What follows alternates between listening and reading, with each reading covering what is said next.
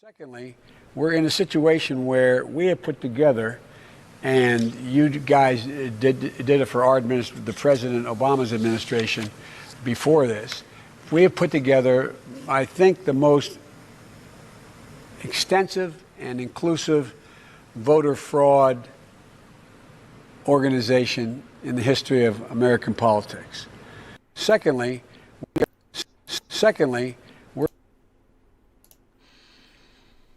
well, at least he's being honest about this. And I should say that a lot of you have noticed that I've mostly stayed out of this election cycle, only talking mostly about things like the bureaucracy or the swamp, corporate media conglomerates, the corporate media, as well as big tech and censorship, as well as Trump's lack of doing anything to counter it, and allowing his entire online support base to be deplatformed and censored en masse. Now it's election plus one.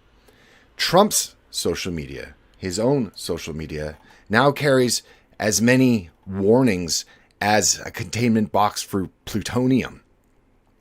And none of the alleged malfeasance in this election and any of the groups that are involved should surprise anyone.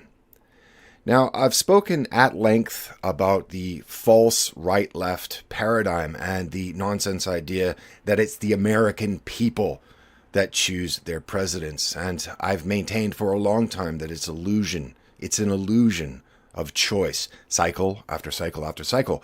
And it is the same groups that continue to rule that nation. Who those groups are, you can take a look at my back catalog and orient yourself. But put simply, using the example of Spengler's civilizational model, this election is occurring dramatically late in the life cycle of Western civilization. And what we're going to do in this video is go through some of the more blatant examples that occurred over the last 24 to 48 hours, which would make the death of Jeffrey Epstein look subtle in its subterfuge by comparison. And maybe it's time for people to understand that this election is proof positive of the fact that the United States is clearly now a banana republic, and that people should stop feeding that machine. Maybe it's time to pull the life support machine on this whole rotten phenomenon and focus on new beginnings. Okay, and what we're going to start doing is looking at some of the blatant fraud that is going on in this election in 2020. And I'm going to just show you some of the more interesting ones I found on my Twitter timeline just after I woke up just a couple hours ago. Well, this one was quite interesting. It was by a man who had already done hand ballot recounts in New York, and he said that the vertical lines in Michigan and Wisconsin are not statistically improbable, they're outright impossible. And these are the vertical lines in votes for Joe Biden in Wisconsin. That was, at the time, had a comfortable lead by Mr. Trump, but then has been called since for Mr. Biden, and the same goes for Michigan. Wow, what a surprise. The next one is, again, in Wisconsin and Michigan. And basically, votes cast in Wisconsin had increased by 16%, in Michigan by 15%. And the overall number of votes cast was increased by 7%. And this was happening in Rust Belt states that had stagnating populations, but somehow their total number of votes by more than double the average for the US as a whole. The next one was other anomalies on how Mr. Biden keeps on adding extras. Excuse me, that's my pigeon. He keeps on adding extra 100,000 votes out of urban areas in swing states that are not voting at all in the Senate race. And this is an anomaly. Generally, we don't see in neighboring states. Almost as if 100,000 swing state voters just voted for Biden, but no one else. Nobody in the Senate. Wow. Quite interesting. And then another one, 23,277 votes in Philadelphia, all for Biden. All for Biden. The odds of this happening are somewhere below 0%. This is a very interesting one. And this is talking about Antrim County. And this is again in Michigan, I believe.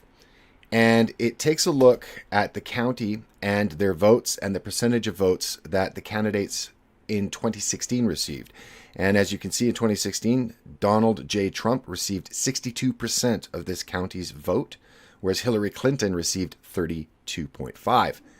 Now take a look at it now. It's absolutely inverted for the 2020 contest between Mr. Biden and Mr. Trump. Doesn't seem very likely that that is accurate. Another one that I found quite interesting is from the Milwaukee City Wire, and it was an analysis that 7 Milwaukee wards report more 2020 presidential votes than registered voters. And Biden netted 146,000 votes in the city to clinch that state.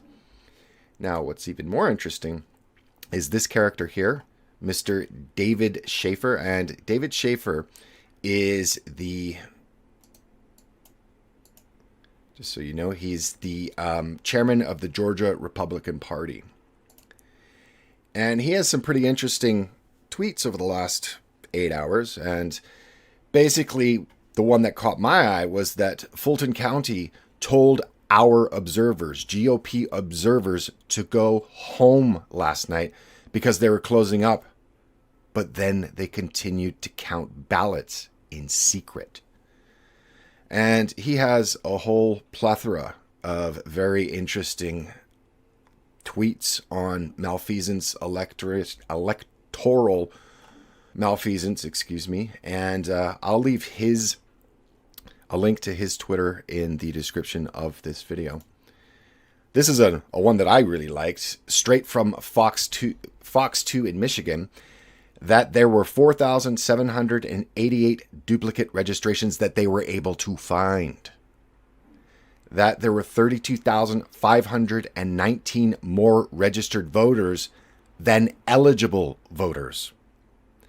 And that there were 2,503 dead people registered. One of these voters was born in 1823. And this is from Detroit's Fox 2 in Michigan.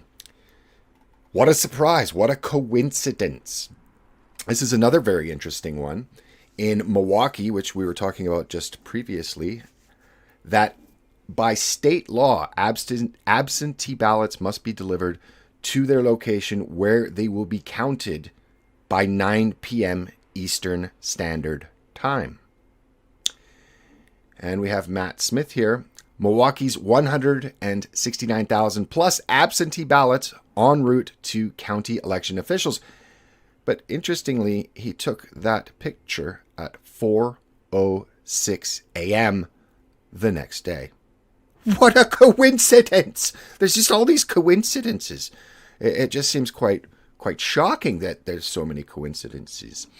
This is another very interesting one, is that everyone with a GOP badge was thrown out of the room that was counting votes in Detroit. And they were still counting with only Democrats in the room, with police and are barricading and supporting this. Video below is people here saying, stop the count. Stop the count! Stop the count! Stop the count! Stop the count! Stop the count! It's almost as if people think that their vote is being not counted, or their votes are being suppressed, or there's voter fraud going on. How could these people believe this in such a great and honest democracy like the United States? How is this even possible? This one is even more interesting. And it's a video. Suitcases and coolers are being rolled into the Detroit voting center at 4 a.m. And they're brought into secure count. Excuse me. They're being brought into the secure counting area. I'm still actually very tired because I was up almost all day yesterday watching this stuff. And there is a video here. You can see it on YouTube. I'll try to leave links to all of this sort of stuff in the description. As you can see, put this on a little bit faster so you don't, not to bore you. Looks like one of those lock boxes. Or maybe I'll... As you can see, it's a wagon right there with a kind of lockbox, as the lady said. And this is outside the Detroit Voting Counting Center, the one where anyone that was a Republican was thrown out of. And votes were being tabulated only with Democrats. And you can see the wagon here is being pulled into the voting counting center at 4 a.m. in the morning. And I'll just speed it up. Places were closed. And supposedly, exactly the lady just said, these places are closed. You can see that wagon being brought in. You can see pictures here as well as other wagons and suitcases being brought in. What a coincidence! This is becoming almost Dame Pesos in its what a coincidence. Let's see. Another one here that's quite interesting is that this was taken by a lady who was inside the Detroit yet again. This was a state that has been handed over to Mr. Biden just a couple of hours ago. And as you can see, GOP attorneys are being escorted out, and every time they are, the people supposedly monitoring and the people counting votes are applauding.